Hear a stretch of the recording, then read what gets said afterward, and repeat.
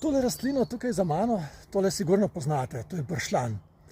Ampak ne vem, če ste bili že kdaj pozorni, da ima dve oblike listov.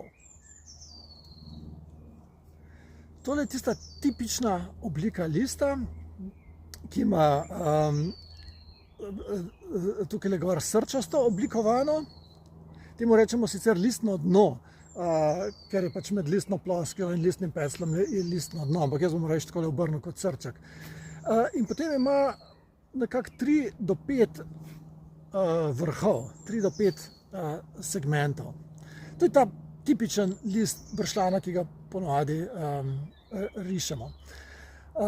Ampak pokazal bom pa še drugačen list. Tole je ravno tako bršljanov list, je pa rombast, nima srčastega dna in ima nekako samo en segment, en tak rombasta oblika. To je taka recimo 3 do 5 delna srčasta oblika in pa rombasta oblika.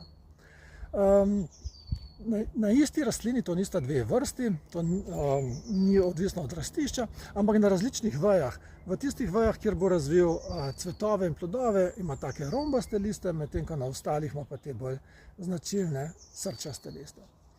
Bršljan je tudi zdravilna rastlina za kašelj, jo lahko uporabljamo, da si olajšamo kašelj, vendar pa je njegova uporaba mora biti zelo previdna, zelo majhni odmerki. Kako točno, pa lahko se naučite na naših tečajih, spletnih ali živih, o katerih več zveste na spletni strani fitoterapija.si.